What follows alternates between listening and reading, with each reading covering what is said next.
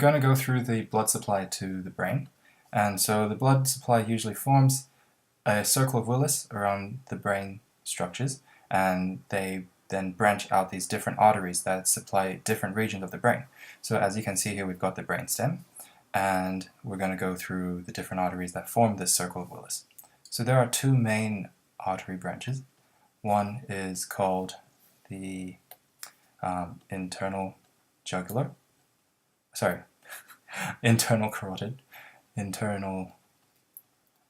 carotid artery, and the second one is the vertebral artery. And where do they form? So what you've got is the aortic arch that comes out of the heart, and you've got three branches over here. This is the brachiocephalic, just writing shorthand, and then we've got the left common carotid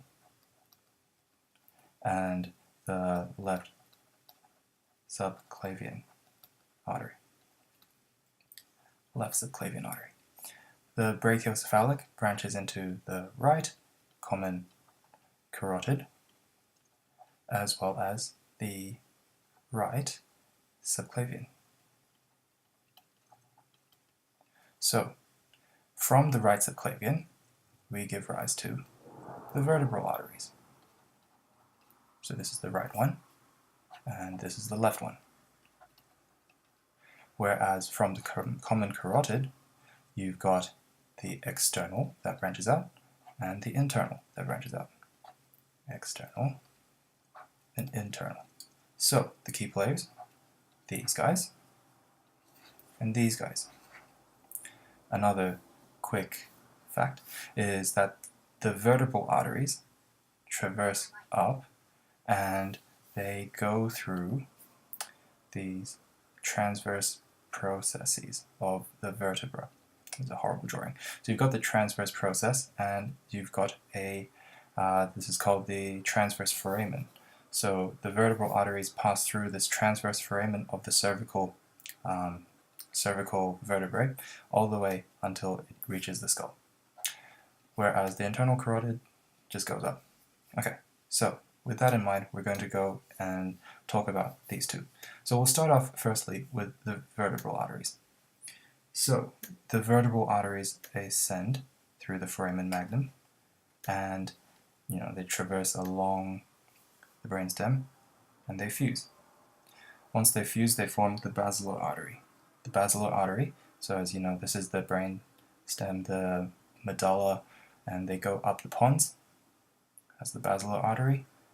And once they hit the midbrain, they start to branch out. So that's that. And then we can go through some of these structures, additional branches that come up. So vertebral artery, basilar artery, and it branches out at this point. This is called the posterior cerebral artery, PCA. Over here, this is called, on the vertebral artery, there's this branch that comes out, and this is very important. It's called PICA, P-I-C-A, stands for posterior inferior cerebellar artery. This C stands for cerebral, as it supplies the cerebrum, whereas over here this is the cerebellar artery supplying the cerebella. Okay, and then, so got one on this side as well.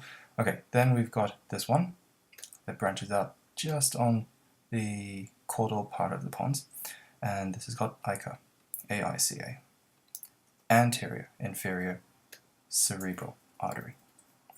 And similarly over here, another branch, and this is called SCA, superior cerebellar artery.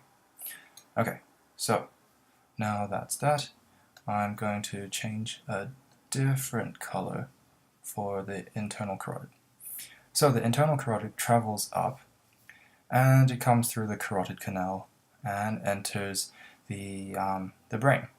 Once it comes to the brain, It's going to come in and it's going to take a turn. And it takes a turn and goes into and becomes the MCA. So that's the middle cerebral artery, middle cerebral artery. So you've got two of them coming like that, and then they also have another branch going in front. So they branch off like that. And this is the anterior cerebral artery, ACA. Also, between these two, they have a communication, and that is called the anterior communicating artery, ACOM.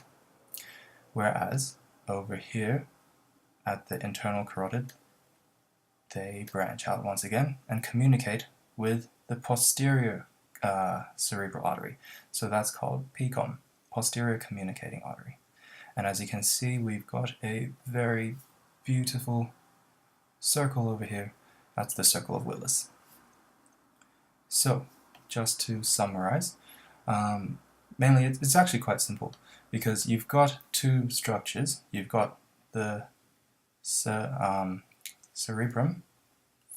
the cerebral cortex, as well as the cerebellum. Because every time I have to think about it. Okay, and then each have three main branches. For the cerebellum, you've got superior and inferior. Superior cerebellar artery. Inferior cerebellar artery. Inferior cerebellar artery. But the inferior part gets divided into anterior and posterior. So that's one set learned. And with the cerebrum over here, you've got the anterior cerebral artery, middle cerebral artery, and posterior cerebral artery. Done. And actually, probably I should have just changed the color as well. Just note, that's supplied by the internal carotid, and these guys are supplied by the vertebral artery. Ooh, and one last thing, don't forget to also draw in the anterior spinal artery. So that's the anterior spinal artery that travels down the ventral median fissure. And then you've also got posterior spinal arteries going behind as well. So yeah, that's it.